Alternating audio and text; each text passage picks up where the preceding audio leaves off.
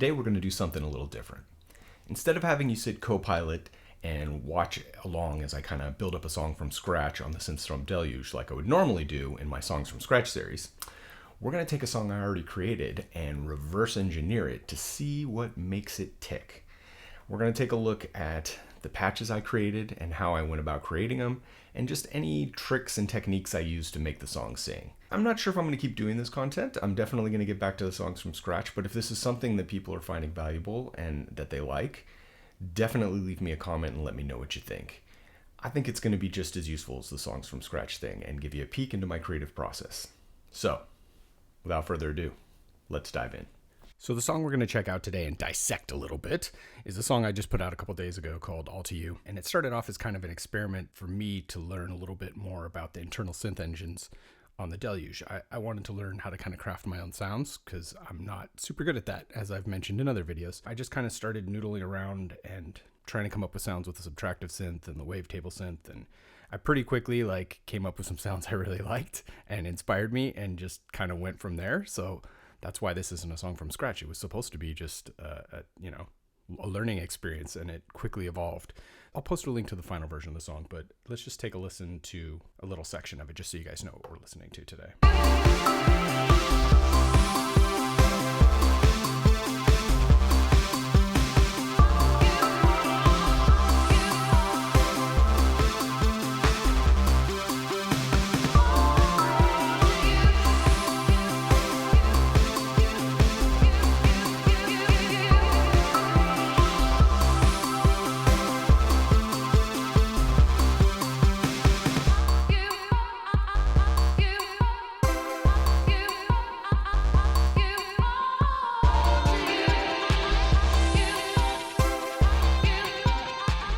So yeah, there's a little snippet, something, but let's dive in. Let's take a look. So obviously I arranged the whole thing here. I'll get to that later. Why don't we start just kind of picking this apart and taking a listen to some of these synths that we got here.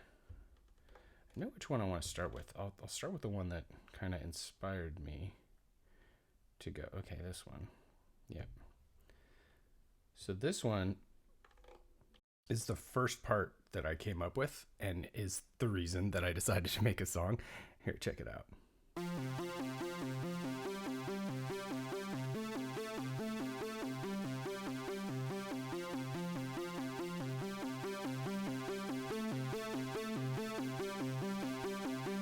mean, pretty simple. It immediately started sounding like a sound I used to use a lot from the Nord Lead 2 in my first band. And it just got nostalgic, and I don't know. I love the sound. I was really happy with it. But here, let's take a look at how we crafted it. So this is one that I created. I believe it is. Let's see what kind it is. So yeah. So I think I'm using two oscillators. The first is an analog square, and the second is just a square. And they're both maxed up on that. And then I think the only other real stuff that I did on there was I definitely threw some polyphony on it. I made it a monophonic synth. I added some portamento, just a touch so that it kind of slides into the next notes. I think I have a bit of saturation just so that it kind of gets a little crunchier. And then I think I made it, have three voices going on, slightly detuned so that it just sounds bigger. And I think that's probably just about all I did. I don't think I did anything else with that. Do I have anything going on? Yeah, I don't have anything going on with the LFO or anything. So yeah, this one was pretty straightforward. I just wanted it to sound like a mono square wave that I could goof around on. And I just love it. I think it sounds great. I also did a higher part for later down the line, just to kind of amp up the track a little bit. But yeah, other than that simple stuff, I drenched it with reverb, no delay. Did I crunch it out a little bit? I added a little bit of noise, a little bit crunch there. But that's I think that's about it. Rolled off a little bit the low pass filter. That's it. That's that whole synth. And that synth kind of inspired me for the rest. The song got super weird because the next thing I did, I didn't know where I wanted to go with it yet. I think it's going to be this one. Yeah. So this is another sound that I made. And it's just a drone. it's not doing anything particularly crazy or anything like that. But this is, I believe, let's double check. I think this is, yeah, this is a wavetable synth. So I used a waveform, and then I believe I'm animating the wave a little bit. Yeah. So I'm twisting it a little bit just so it's kind of wow, wow. And I'm not even sure if I did two different oscillators on this. Oh, I added a square, but I think it's turned down. Yeah, I'm not using that. Yeah. So it's just a wavetable synth. But I mean, it just sounds thick. So originally it was just those two things playing before I kind of decided what I wanted to do.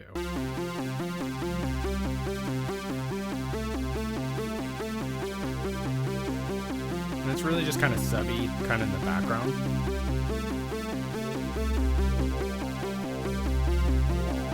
It's pretty cool sounding.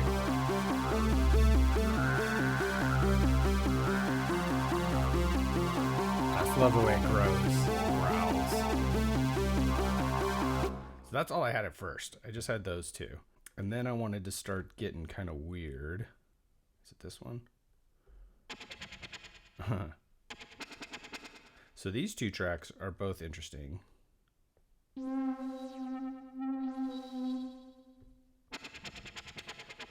This one is just a sample that I have. So it's a tape fragment, but what I did was I sent the frequency to LFO and I boosted that up a little bit. And what I did was I LFO synced it. So using the LFO over here, LFO 1, I synced it to 16th notes, and it in effect made it sound like a shaker. So if you listen, starts sounding like a shaker because the LFO is cutting off. I'm using it to cut off parts of it on the 16th note. So LFO syncing is a trick I've been using a lot lately to get interesting textures and sounds from things that you wouldn't normally get. So that was kind of the next thing that I did. And I have two tracks in there that are using LFO syncing in kind of weird ways. This one is a granular synth that I made using Heptagen's tutorial a long time ago. And this one's pretty simple. It's basically just an accent right here.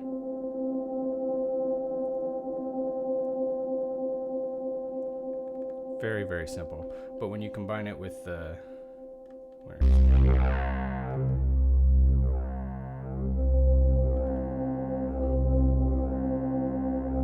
Just adds a little something, you know?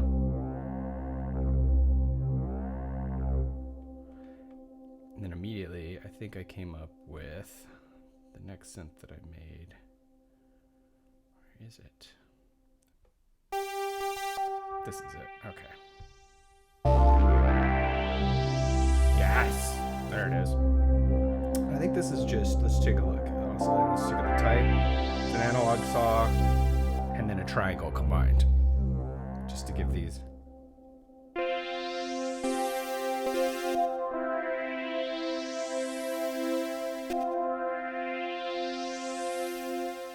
So cool. And then I think I also, same thing, I think I increased the number of unison to 6, so it sounds a little fatter, detuned them a bit. And then let's see what we did with the LFO. I'm pretty sure we sent the frequency to the LFO again. And I don't know if it's synced. Is it synced? It is synced. It's synced to 2 bar, so it's doing like a little, that little sweep after you push it. But it's doing it in time to the song when you're playing. Pretty cool.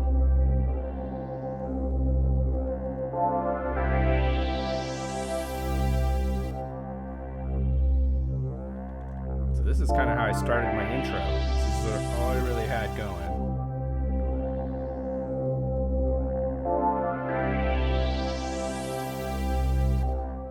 And then we added these Juno Plucks. This is just, I wanted to have like a hit, like bang, just to come really good. So this is, I sampled a pluck from a Juno and then created my own synth around that. And it sounds like this.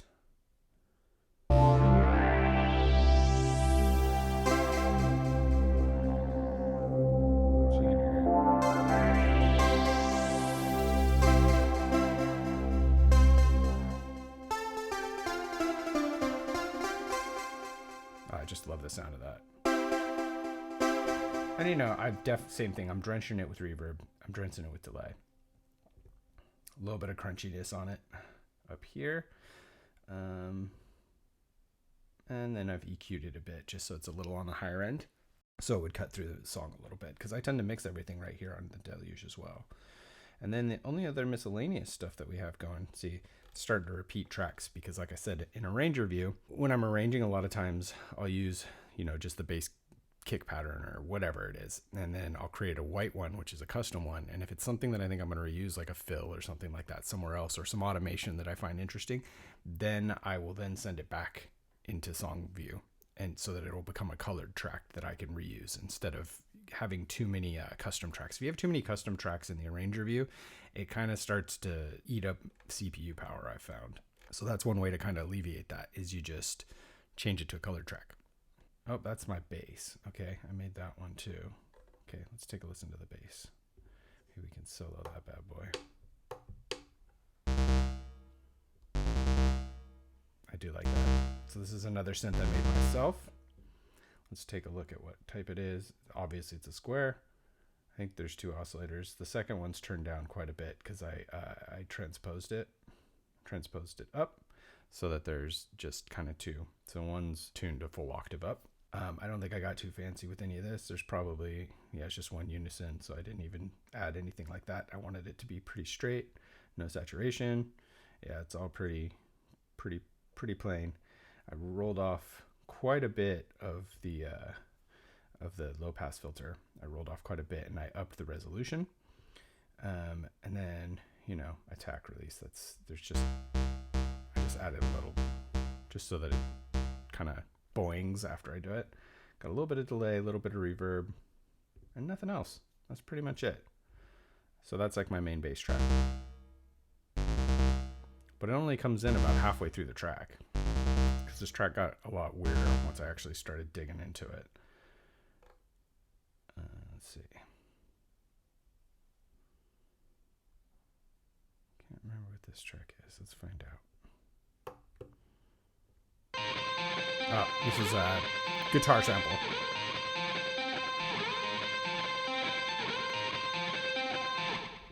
Which also just comes in just briefly on the bridge. And then this one is really cool. So this was a sample of a theremin on tape. Just a fragment of tape. And it does not sound like this normally. I don't even know. I guess it won't work that word. Yeah, it won't. It's because I've already affected it. But this is another one that I went to the frequency LFO, right? And we're using LFO syncing to 1 bar. And it's just going so weird. It just sounds like super sci-fi. And I'm only using this in a couple spots in the track, kind of toward the end and right in the beginning. So the idea ultimately started forming in my head that I wanted it to first sound kind of like a science fiction score and then slowly evolve into just like a dance track. That was the ultimate goal. The last thing I have is just, see if we can find it. Simple. This is my main drum kit. It's literally a kick, snare, hi-hat. There's nothing else to it. And then I have one other one that has a little more interesting stuff. It has the kick, and it's got like this kind of bell. And this is a stock kick. Number 31 comes with. And then I'm using this sometimes randomly. I have it set on random pattern just to kind of bloop, bloop, and pop through. Usually I'm not this messy. This is what it looks like after I've already started arranging and I start bouncing things back and forth between things. I'm usually much better arranged, I swear. So then the next step, whenever I arrange tracks, I always arrange them in a certain way. So this would be my side chain. This is going to be my effects kit.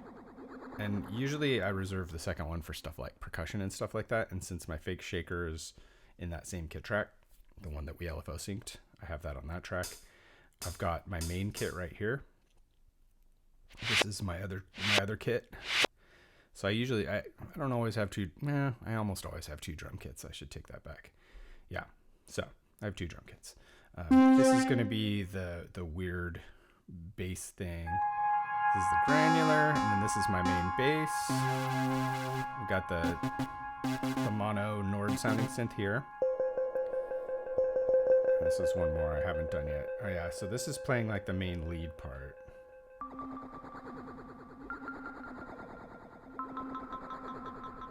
So I call these ghost plucks.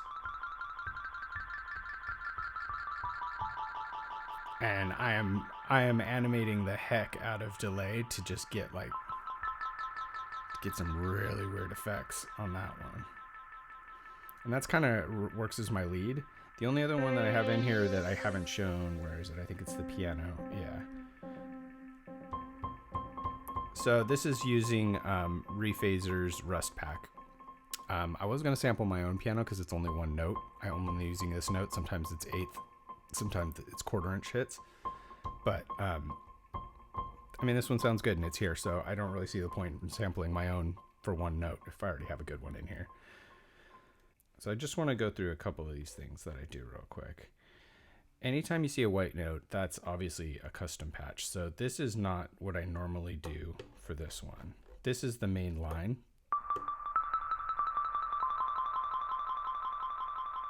And you can see I'm animating the delay.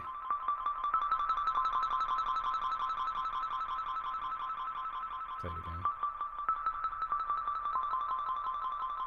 It's very slight, but it's just giving this echo. So that's the main line. And it's in yellow. You can tell this one's a custom one. I just wanted something a little different for the intro.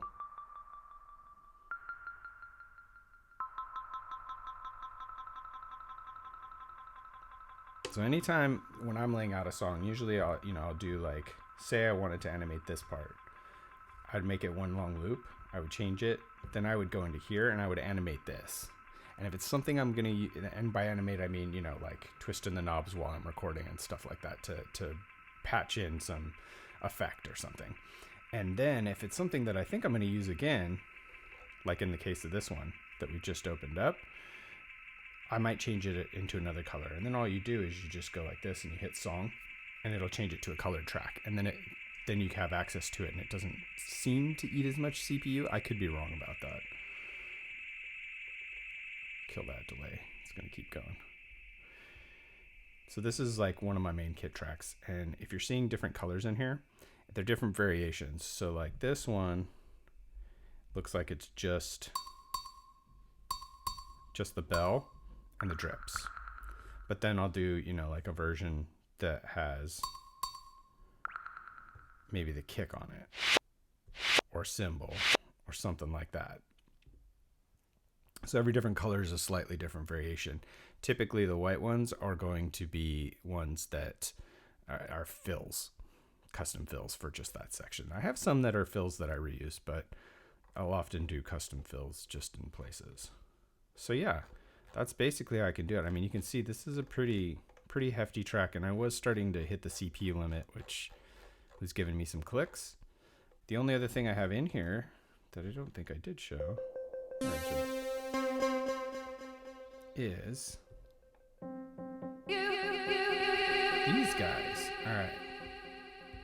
So this was just a sample that I had, and I split it across 16 pads.